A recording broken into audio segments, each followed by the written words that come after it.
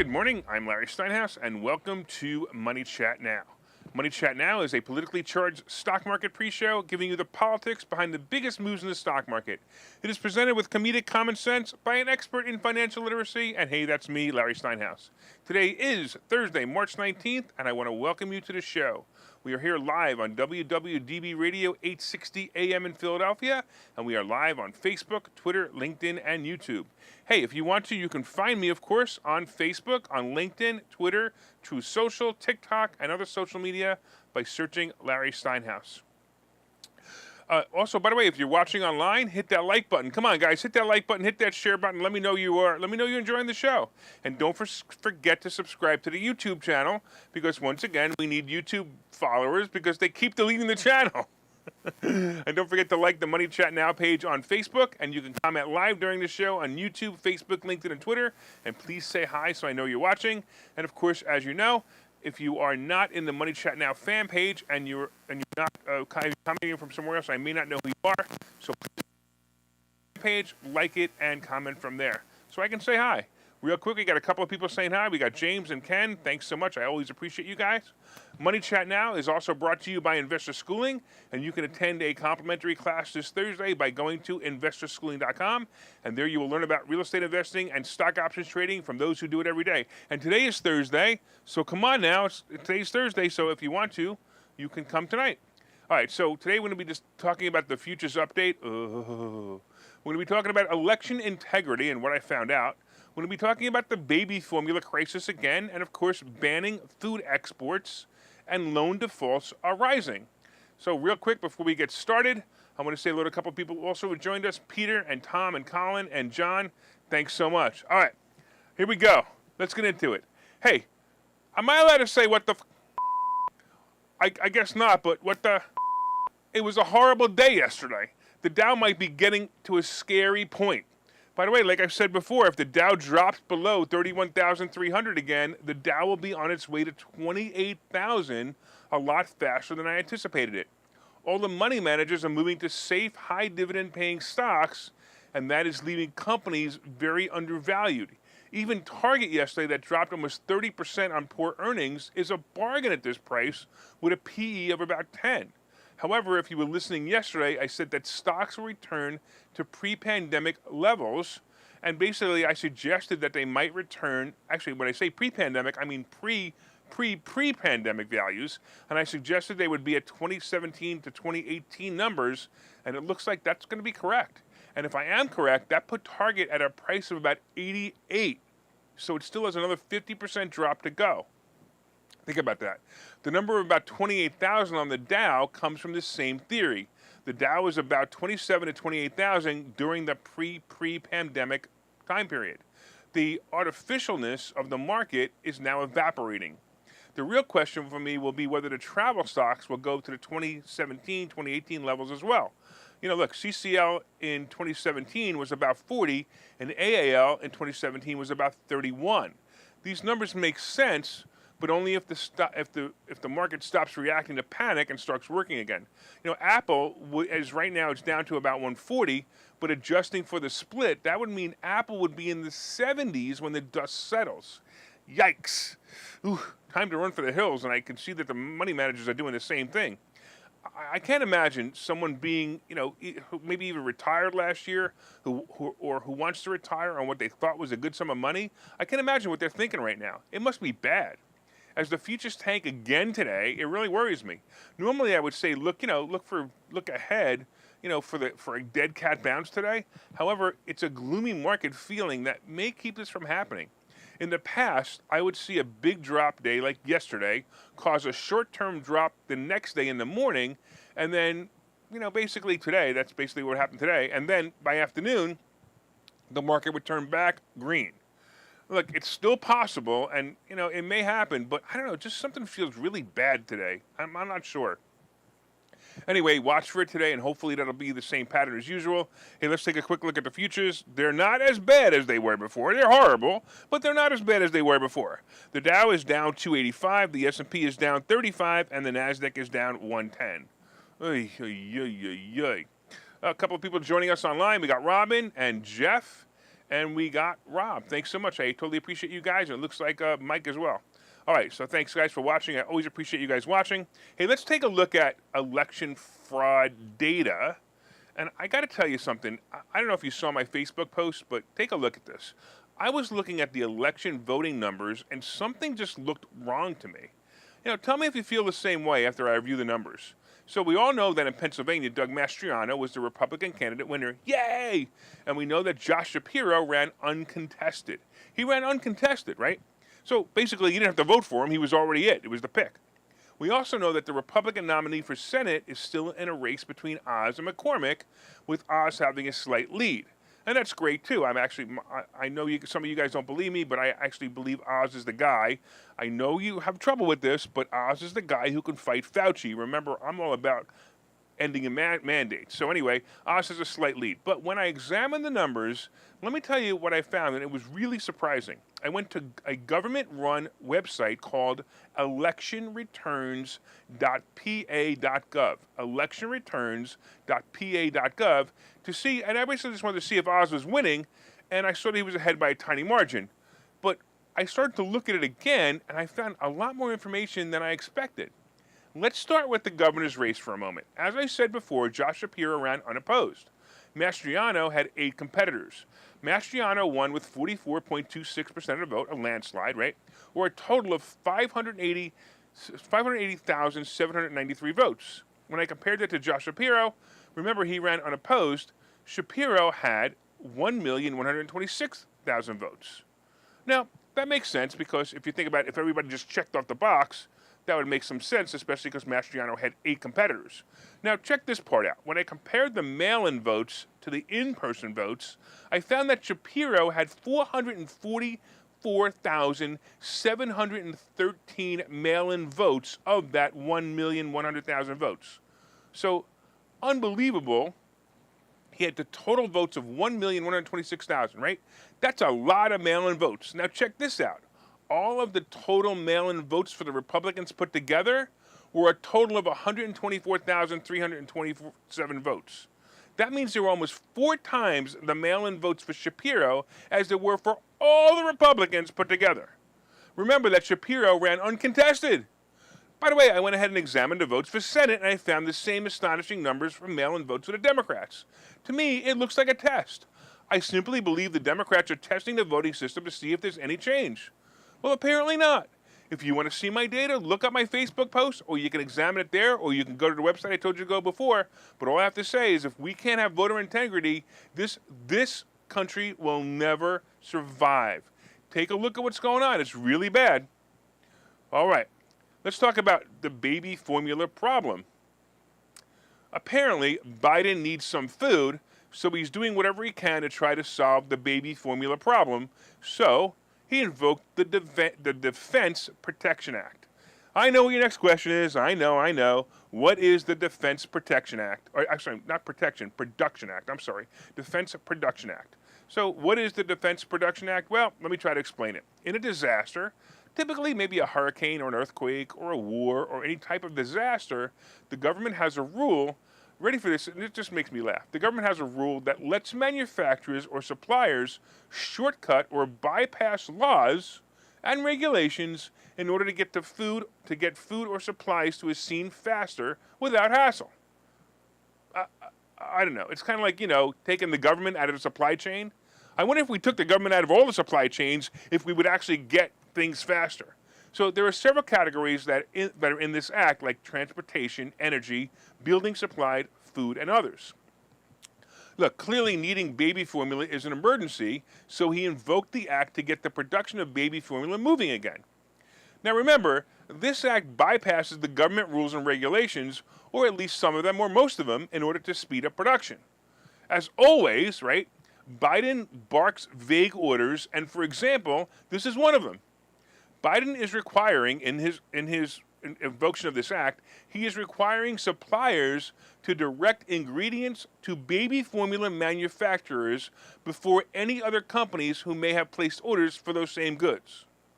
Of course, it wasn't clear which major suppliers are subject to the order, and if you were listening to me yesterday on the show, I basically screamed at Biden and told him if he really cared, he should send Air Force One to go pick up some baby formula from other countries.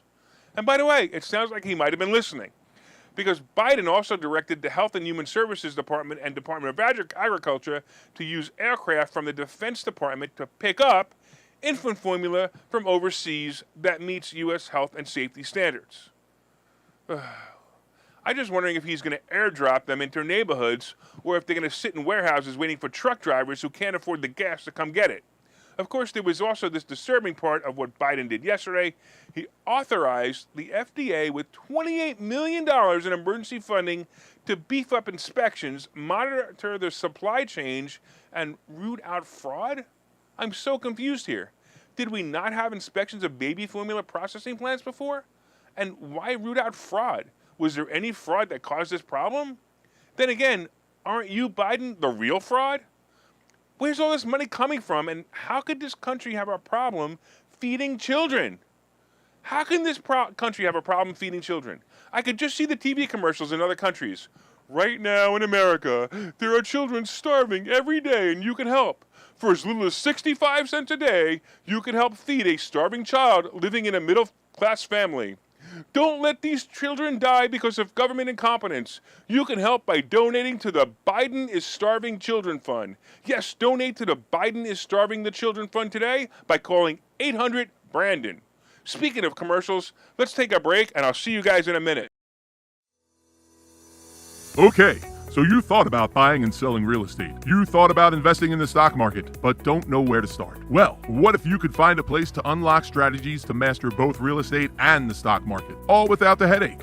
That place is Investor Schooling, hosted by Larry Steinhouse, an expert in real estate, financial literacy, and the ins and outs of the stock market. You can attend Investor Schooling in person or online 8 times a month. You can and will learn how to make money in real estate, and you will learn mastery of stock techniques such as options and covered calls. You will even get a chance to ask your one burning question to the stock option sultan, the master of picks and plays.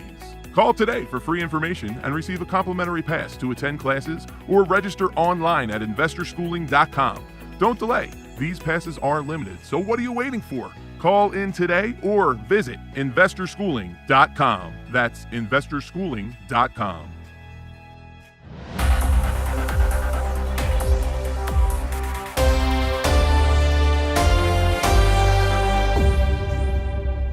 All right, welcome back to Money Chat Now. I'm your host, Larry Steinhouse, and if you'd like more information on Investor Schooling, you can go to investorschooling.com or call 866-424-2829, 866-424-2829. Hey, thanks for listening on WWDB Radio 860 AM in Philadelphia. And of course, if you're watching online, please hit that share button so you can help your friends learn how to make more money and give them a laugh in the morning, too.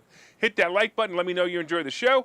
And you can leave comments on Facebook, Twitter, LinkedIn, and YouTube. And of course, I'll try to respond to them. A couple of people joined us, Stephanie and Evan and James and Jose. Thanks so much. A couple of guys like that commercial on the starving children. All right. Anyway, so far we've been discussing the futures update, and right now the Dow is still down 237, the S&P is down 28, and the Nasdaq is down 86.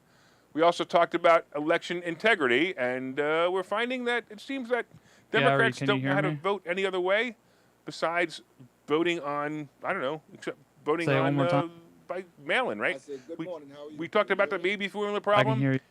And coming up, I'm in the middle of doing a show. I will. we have banning food exports, and we have loan defaults rising.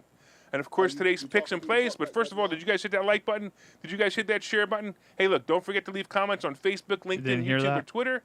And if you're listening on WWDB Radio, I'm be going sure to talk set to you through the preset chat station and listen every day let at you know when we're 7:30. about to go on. Okay.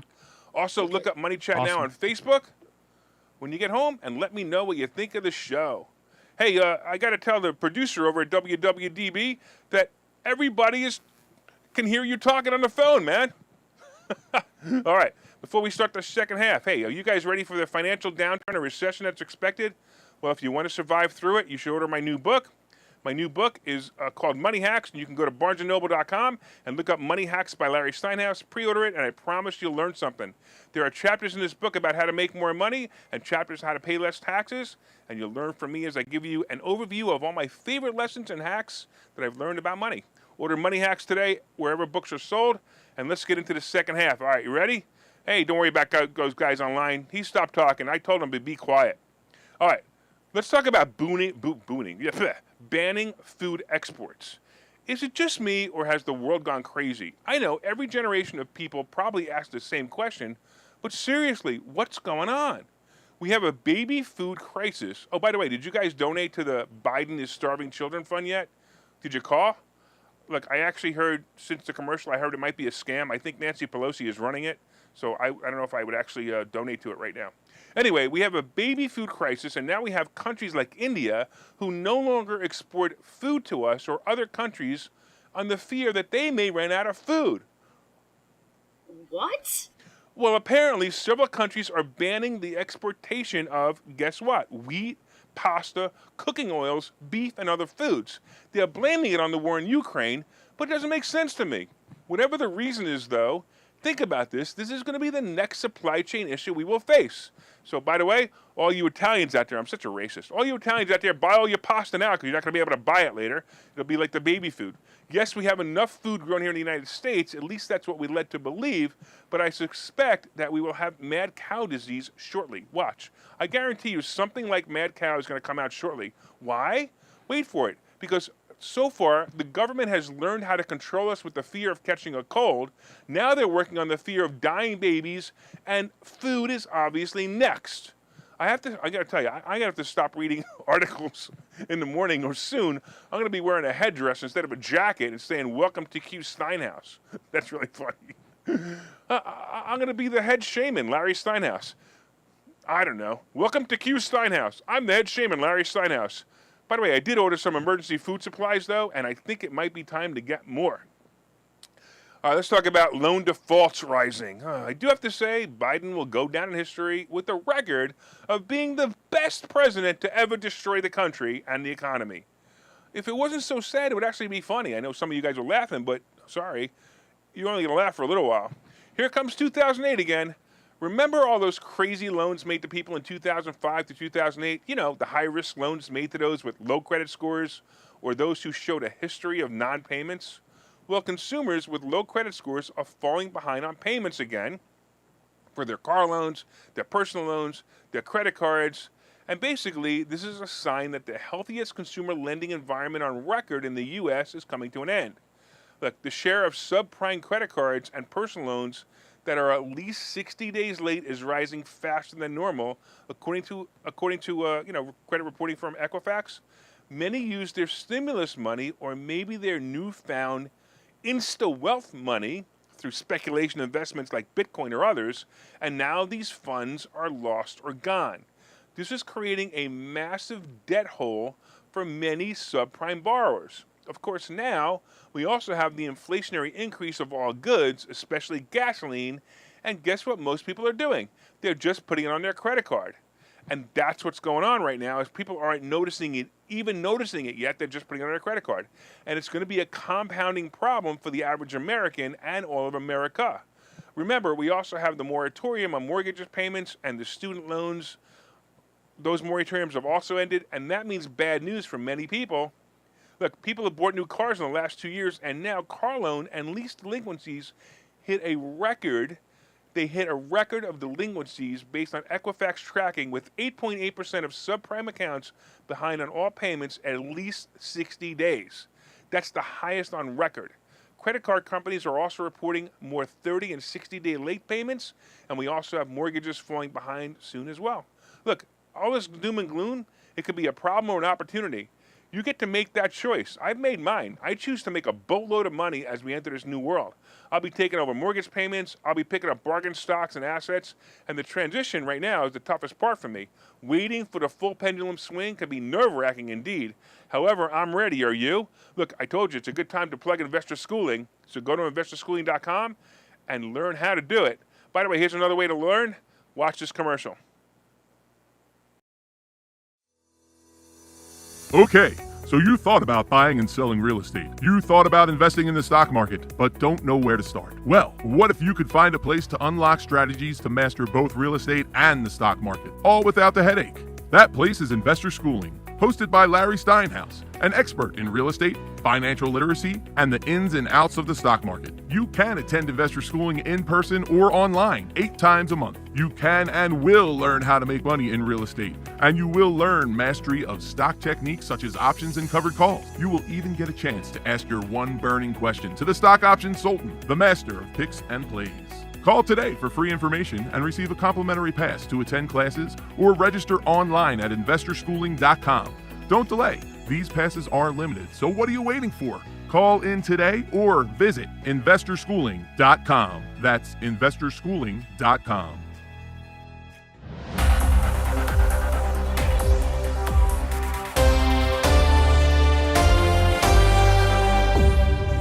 All right, welcome back to Money Chat Now. I'm your host, Larry Steinhouse. And by the way, I want to let you guys know that I'm having a book launch on June 1st.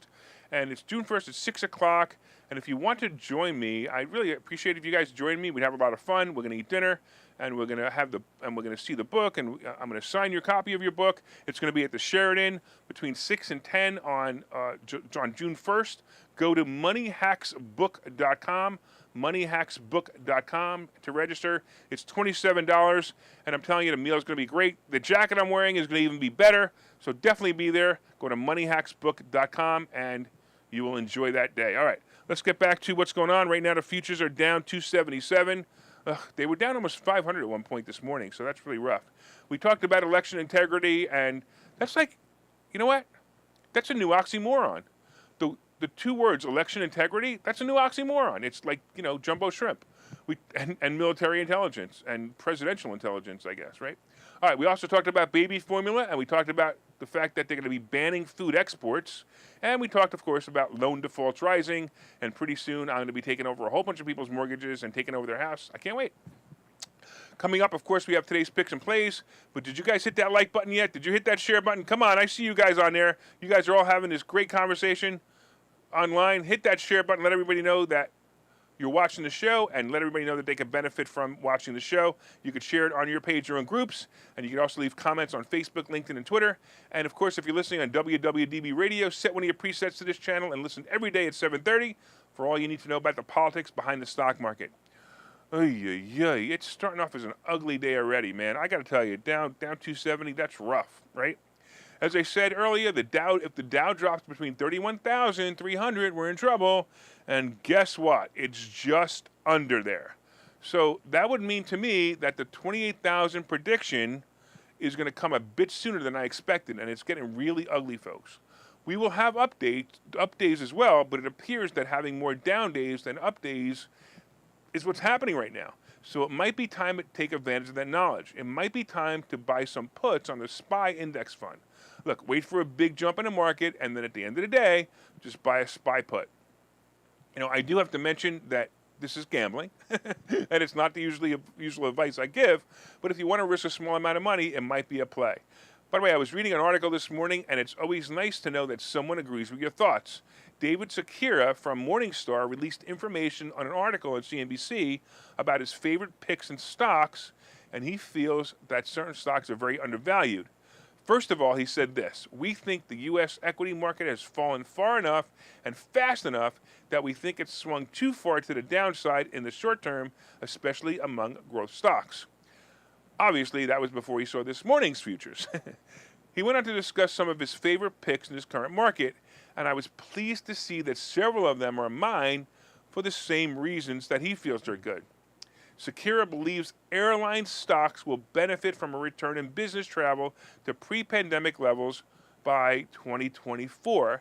He also likes, and he specifically said, Carnival Cruise Line as the best pick in the cruise line section.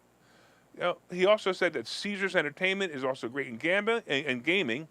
And, I got to tell you that I'm sitting on a lot of American Airlines, and I'm sitting on a lot of Carnival Cruise Line stocks and stock options.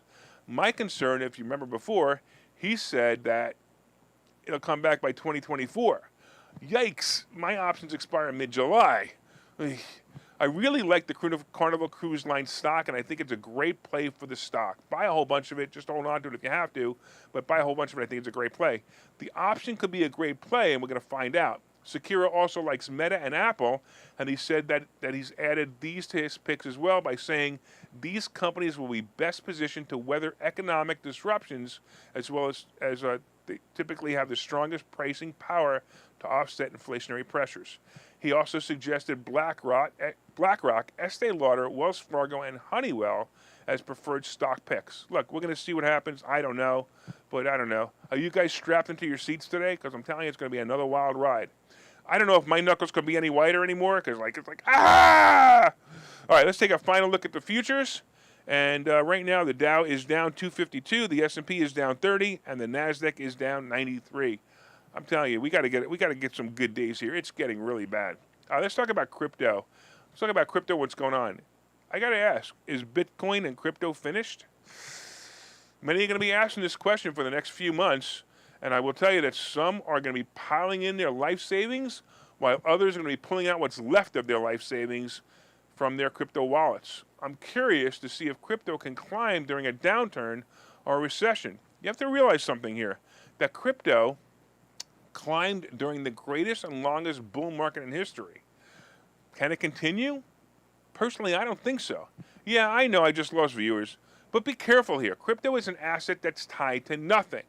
And for the guy in his car or the guy online yelling at me and saying, the dollar isn't tied to anything either, you're only partially correct.